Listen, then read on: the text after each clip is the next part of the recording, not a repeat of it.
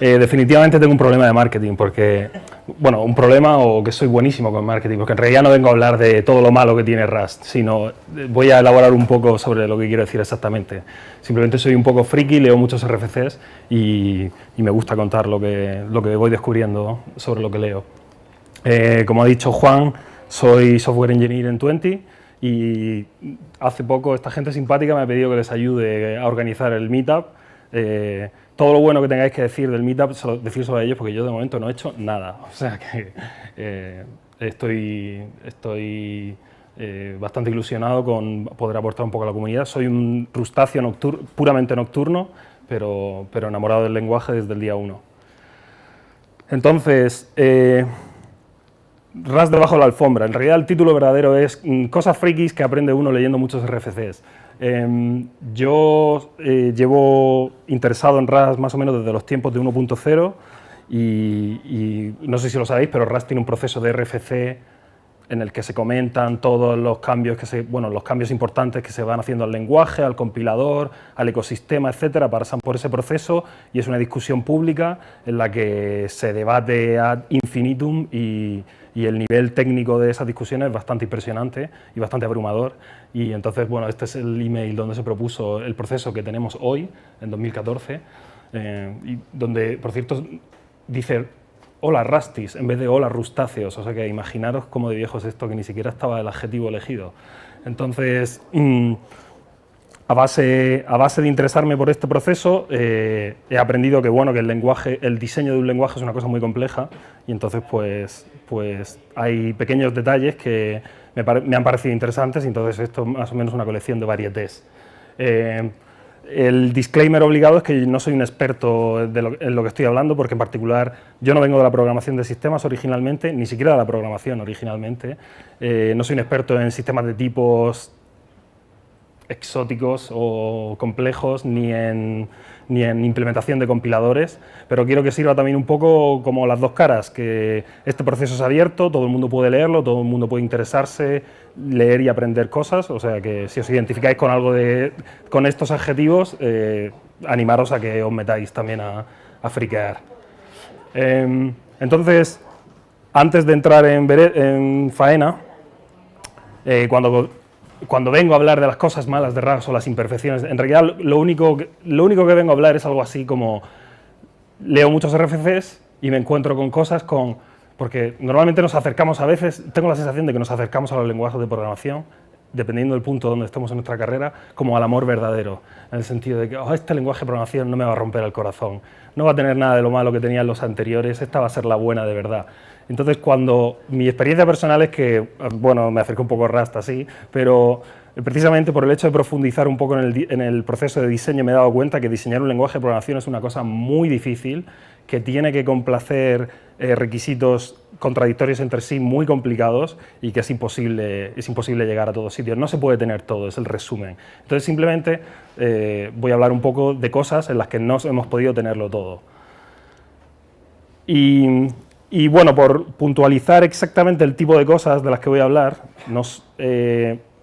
por la razón que sea, a mí me suele interesar, precisamente porque vengo más bien de programación de alto nivel, tengo un interés natural en cómo funcionan las cosas a bajo nivel, cómo se hablan las capas entre sí, como dicen los anglosajones, where the rubber meets the road, ¿no? Donde el neumático se encuentra con el asfalto.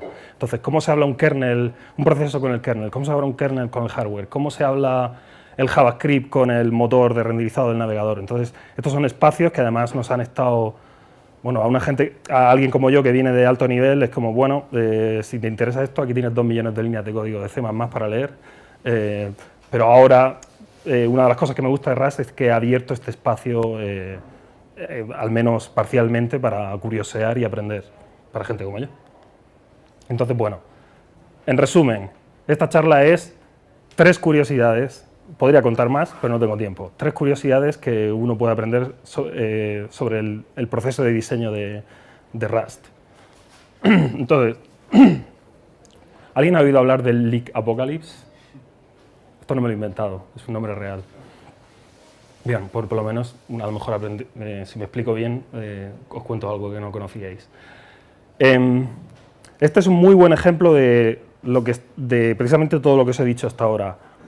Durante el desarrollo de Rust, un momento en el que bueno, se está experimentando, es un lenguaje que va a ofrecer unas garantías nunca vistas antes en un lenguaje de programación de sistemas, bla, bla, bla, y llega un momento en que nos damos cuenta que, ups, esto estaría muy bien tenerlo, pero no podemos, o no está muy claro si podemos. Entonces, como sabéis, Rust tiene traits, tiene interfaces, bueno, son más o menos como interfaces, pero bueno, son más o menos como interfaces, nos podemos quedar con eso. Entonces, en particular, tiene varios interfaces mágicos. Uno de ellos es una interfaz que se llama drop, que es básicamente el interfaz que dice este tipo necesita un destructor, hace cosas raras y cuando la variable desaparezca necesito limpiar cosas, limpiar memoria, desalocar memoria, cerrar ficheros, etc. Entonces, este es un trait importante, es un trait que, como veis, el compilador lo conoce, veis esa anotación quiere decir que el compilador sabe algo de este trait, tiene que saberlo, porque el compilador es el que dice, esta variable se va, ¿quieres destruirla? ¿Qué tengo que hacer? Tienes que llamar al método drop del trait drop. Y esto es parte de la magia de Rust, ¿no? No tengo que pensar en esto, yo implemento este trait, este método ni siquiera se puede llamar explícitamente, es una cosa que hace el compilador y lo hace por ti y es la magia de Rust, no tengo que preocuparme de la memoria. Al mismo tiempo, también en la librería estándar estaba esta función, bueno, sigue estando, pero esta es la implementación antigua, en los tiempos pre-1.0, esta función que se llama forget. Entonces, esta era más o menos la implementación, llama a uno intrínseco, que de nuevo es algo que le da una pista al compilador, y esto básicamente lo que hace es que le dice al compilador, este valor, cuando toque destruirlo, no lo destruyas, déjalo ahí. Y la razón para tener esto, aparte de, bueno, porque podemos, no sé, la razón para tener esto no está muy clara, ¿no? Quizás estás alocando memoria en alguna manera rara y el destructor por defecto no te interesa, entonces quieres que el compilador se olvide del valor y ya te encargarás tú de limpiar de manera adecuada. Entonces, eso es más o menos el caso de uso que tenía esta función y como no estaba muy claro tampoco, se le añadió este unsafe, porque, bueno, unsafe en Rust típicamente quiere decir puede dar lugar a corrupción de memoria, pero en este caso estamos olvidándonos de ejecutar un destructor, o sea que esto es más bien un memory leak que no necesariamente es inseguridad en cuanto a corrupción de memoria, pero bueno, el caso es que no tenían muy claro, esto no sabemos si sirve, mayormente para autores de código unsafe que quieren hacer su propia limpieza, vamos a dejarlo unsafe, que está bien y no nos preocupamos. Ahora bien, el problema que tiene esto, bueno, esto contrasta con el hecho de que en realidad esa función se puede reimplementar en código safe, con lo que nos da la librería estándar. Esto es un rollo macabeo, pero bueno, básicamente si Rust tiene punteros con conteo de referencias y tiene celdas que te permiten mutar con un puntero compartido, pues ya está, ya tienes todo lo que necesitas. Metes tu valor en un puntero de estos, te las arreglas para que se apunte a sí mismo, destruyes el puntero, pero el conteo de referencia nunca baja de 1 y tienes un memory leak de libro. Allá donde haya este tipo de punteros puede haber memory leaks, esto no es nada nuevo, y en Rust también se puede.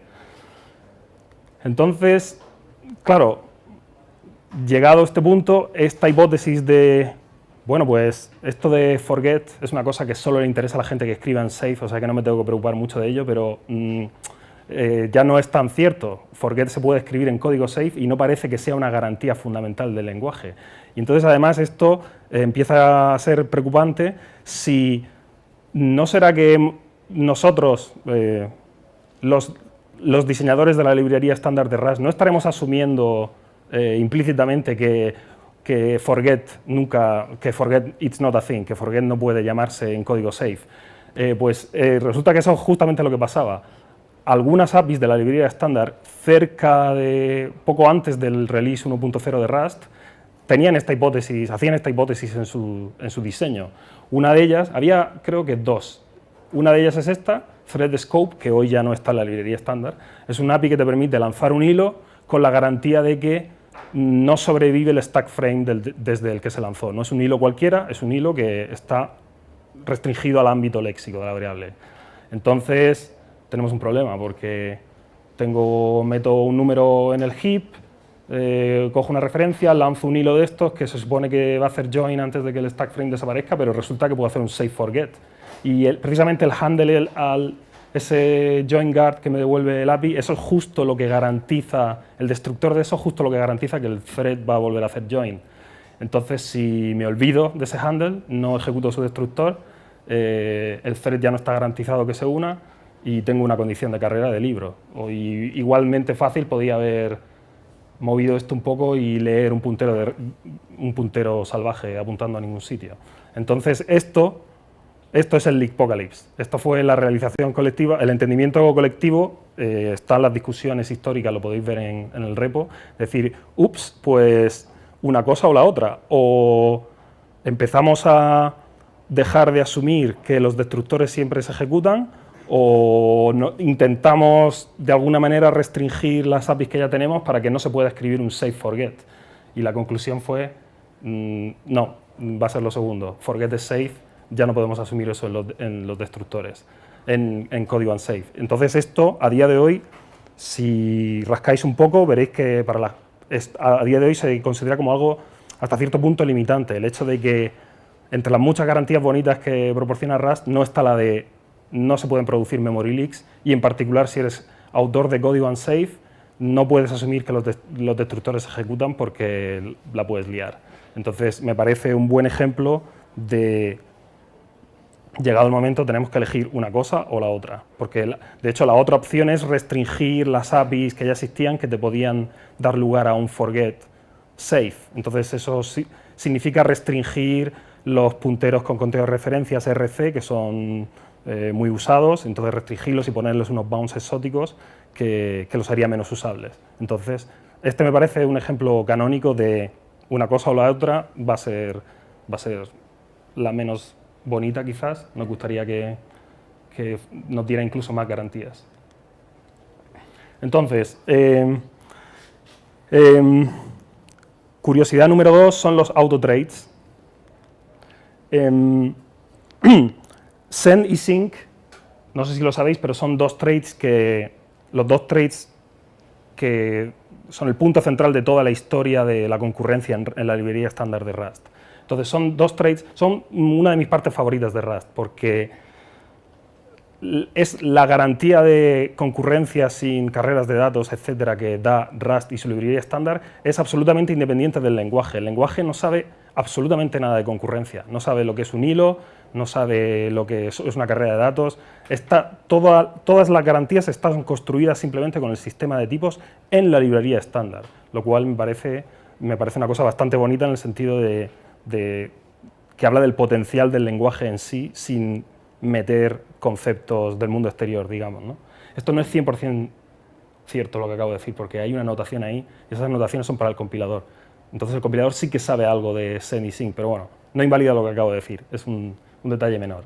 Entonces, ¿cómo se las arreglan send y sync? Entonces, send y sync son dos interfaces, los tipos que lo implementan son seguros de enviar o de leer de manera sincronizada, etcétera, y entonces funcionan como un bound en las APIs de la librería estándar. Si lanzas un hilo, necesitas utilizar solo tipos que implementen esto y que solo puedes lanzar un hilo si el tipo que estás compartiendo implementa uno de estos interfaces y entonces todo es fine and dandy, tienes seguridad. Ahora bien, hay un detalle en la implementación de send y sync que es un tanto exótico y que es parte de la historia de por qué la concurrencia en Rust es tan cómoda, y es el hecho de que son autotrades. Entonces, esto de autotrades es una magia apotagia que no está disponible para los mortales, solo está disponible en Rust inestable. Y entonces, cuando uno define un autotrade, invierte un poco el orden de las cosas y entonces es un trade que se implementa de manera automática para todos los tipos, de manera recursiva y estructural, es decir, tengo un sendable ahí arriba, tiene un campo que son un vector de números. Un vector de números es una cosa que puedo mover de un hilo a otro. Sí, pues entonces sendable también lo puedo mover de un hilo a otro. Sendable implementa send automáticamente. Non-sendable tiene un puntero con conteo de referencias sin sincronización. La librería estándar dice explícitamente RC no implementa send, pues entonces non-sendable tampoco implementa send. Esta es la magia de los autotrades. Entonces esta es la magia de la ergonomía de la concurrencia de Rust. No me tengo que preocupar de esto casi nunca porque si diseño mis estructuras bien, mágicamente ya son concurrentes y las puedo usar. Y luego, por supuesto, tengo herramientas para salirme de esto. Por ejemplo, Si tengo en you can send this, estoy utilizando unos punteros que dan un poco de miedo, pero yo estoy encapsulando el uso de esos punteros de manera correcta, entonces tengo la habilidad de decirle al compilador, me da igual lo que tú creas, este tipo es send, yo me he asegurado de que sea thread safe, no pasa nada, y viceversa. También puede ser que tenga una estructura que parece inocente, pero estoy escribiendo unsafe y haciendo barrabasadas con ella, y entonces no es thread safe, entonces tengo que tener una manera de decirle al compilador, aunque esto parezca normal, no lo es, no implementes send así a lo loco. De hecho, esta sintaxis no es estable, pero bueno, hay maneras de hacer este truco en estable. Entonces, ¿qué vengo a contaros de los autotraits? Los autotraits son un poco... lo que quiero recalcar de los autotraits es que esta magia es un pelín demasiado mágica, como siempre que algo parece demasiado mágico. Entonces, uno de los trade-offs que tienen los autotraits es que he leído, aunque creo que no tengo una referencia aquí, pero he leído a gente describirlos cuando se discutió su implementación y demás, los describían como los autotraits. El problema de que tienen es que son un poco anti-encapsulación o anti-abstracción, en el sentido de que yo tengo mi estructura, no tengo que hacer nada, implementa este trait, pero si me pongo a trastearla y no me doy cuenta, él deja de implementar send y rompo mi API sin darme cuenta, o que podría ser lo que pasa aquí, ¿no? Tengo una estructura banana con cosas normales y dependiendo del refactor que yo haga, puede fácilmente dejar de implementar send sin que me dé cuenta. Y además, la manera de evitar esto no es trivial, porque digo, bueno, yo siempre quiero que Banana implemente send. O sea, cuando diseño mi librería quiero ofrecer un tipo que implementa send, pero si hago esto es muy peligroso, porque esto siempre va a implementar send, no importa lo que yo meta ahí dentro de los detalles de implementación, sean normales o no sean normales. Entonces, por ejemplo, este truco, que lo he visto en algún sitio, aunque no recuerdo bien dónde, no me lo he inventado yo, nos vemos obligados a veces, si me encuentro en esta situación de que tengo una librería, quiero ofrecer un que sea send y quiero protegerme en cuanto a cambios futuros que a lo mejor puedan romper mi API sin que yo me doy cuenta, tengo que hacer un truco de estos de sistema de tipos, me invento un trait, crea de send, que no es público, y lo tengo únicamente como una especie de test en tiempo de compilación. Si este código deja de compilar, pues es que he hecho alguna barra basada y Banana ha dejado de ser send. Entonces funciona como un aviso, pero claro, este truco no es para nada obvio, para mí no lo era, desde luego. Y este problema, que suena un poco exótico, no es nada teórico. Esto que hay aquí, por cierto, hay enlaces en todas las slides, no se ven, pero hay enlaces que documentan muchas de las cosas que estoy diciendo por si os interesa. Esto que veis aquí es el bug de consistencia en la librería estándar, en mi opinión, más sonado quizás, o más relevante desde que Rust llegó a 1.0, lo descubrió un chico que está aquí en el enlace, que está haciendo su tesis doctoral en verificación formal de Rust y consiguió lo mejor que le puede pasar a nadie que está haciendo una tesis en verificación formal, y es que encontró un bug en la librería estándar. Y entonces encontró que, bueno, si tienes mutexes, cuando adquieres el log de un mutex te da un guard, pues encontró que ese guard implementaba más autotraits de los que debía, y entonces podías escribir, esto compilaba hace 10 versiones de Rust o algo así, y tienes un guard que lo mandas a hilos y mutan el contenido sin sincronización ninguna, o sea, la pesadilla absoluta, aunque en realidad nadie está usando esto de esta manera. Pero bueno, lo que quiero decir es que precisamente este problema no es teórico, y de hecho la discusión de por qué ocurrió esto tiene mucho que ver con los autotraits. Es un poco complicado, son un poco mágicos de más, porque cuando auditas tu código unsafe tienes que auditar líneas de código que no están escritas, porque en ningún sitio estaba escrito que esto no tenía que implementar sync, simplemente lo implementaba mágicamente. Entonces, hay propuestas para lidiar con esto, pero bueno, ya veremos lo que sale de ello. Y por último, un último detalle mágico que me gustaría contaros tiene que ver con Sized. Sized es el más mágico de los mágicos traits que os vengo a hablar hoy. El compilador lo conoce perfectamente, tiene que conocer el trait size, porque de hecho el trait size define los tipos que tienen un tamaño conocido en tiempo de compilación. Porque ya sabéis que, bueno, típicamente si vas a compilar código y vas a alocar memoria en cada llamada a una función, necesitas alocar la memoria justa y necesito saber las variables locales cuánto van a ocupar. Entonces es una distinción importante haciendo programación de sistemas. Tengo que saber qué tipos tienen un tamaño definido y cuáles no. Prácticamente todos los tipos tienen un tamaño definido, un entero de 32 bits. Una estructura con 5 campos con tamaño definido, pues la suma de sus tamaños, módulo, alineación y cosas de esas. ¿Qué tipos no implementan size? Pues en Rust hay maneras raras de conseguir arrays sin longitud conocida en tiempo de compilación, pero muy raras, y hay maneras raras de, bueno, no tan raras, pero de anonimizar una estructura y solo ver el interfaz que implementa, y entonces colocarlo detrás de una vtable, entonces el objeto en sí no tiene un tamaño conocido, porque podría ser cualquier cosa que implemente esa interfaz.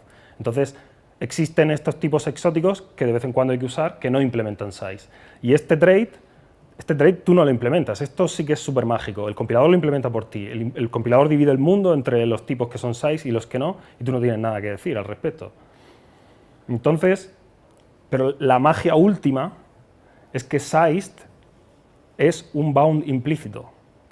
Y esto quiere decir que cuando escribes código genérico, los parámetros de tipo no son genéricos del todo, no es cualquier tipo, es cualquier tipo que implemente sized. Es una hipótesis por defecto que está en todo tu código. Por ejemplo, option.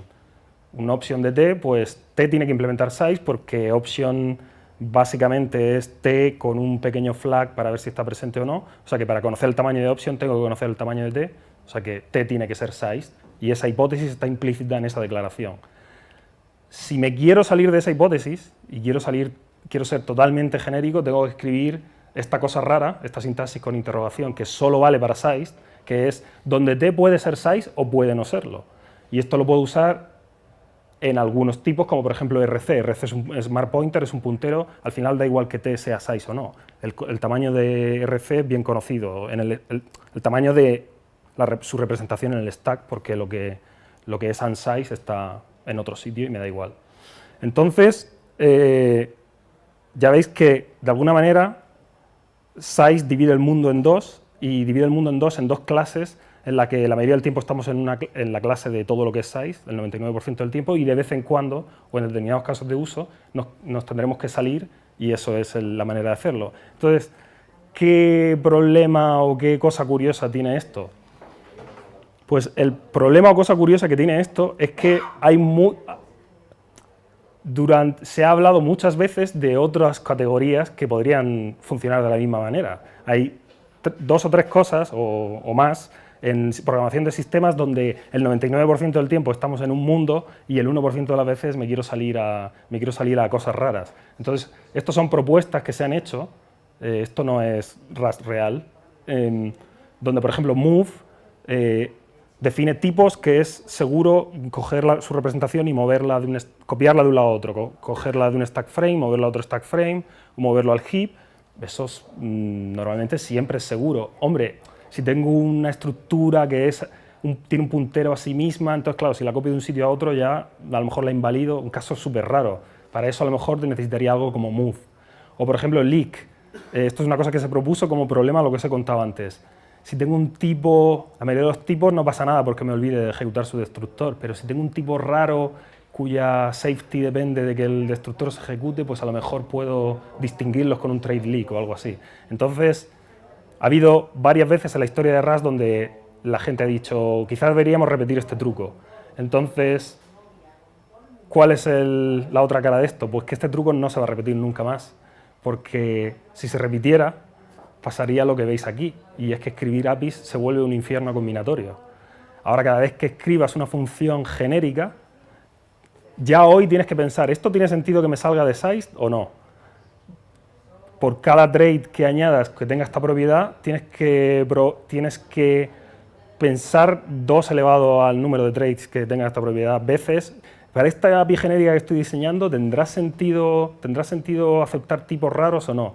Entonces, los diseñadores de Rust han sido muy reacios a volver a repetir esto y es muy probable que no se vuelva a añadir ningún tipo que funcione así. De hecho, esta magia no está disponible ni para usuarios de Inestable, esto es una cosa del compilador. Y de hecho, por ejemplo, ese problema que os he hablado de move, de tipos que son seguros de mover de un sitio a otro, la solución que está encarrilada ahora mismo, porque esto es necesario para generadores y funciones asíncronas, que es una cosa que tiene que ocurrir a finales de este año. Ya hay una solución propuesta y funcionando en Rust inestable y no usa esta idea de bounds implícitas, utiliza autotrades, que son mágicos, pero menos mágicos, supongo. Y ya está. Esto es todo lo que tenía que contar. Hay un montón de curiosidades más que me gustaría hablar. Estas son algunas de ellas, pero necesitaría mucho tiempo para prepararme al nivel necesario para contaros de qué van, porque son muy locas. Y ya está. Bueno, aparte de los enlaces que hay en las otras slides, cosas que leer si os gustan estas cosas como a mí. Y gracias.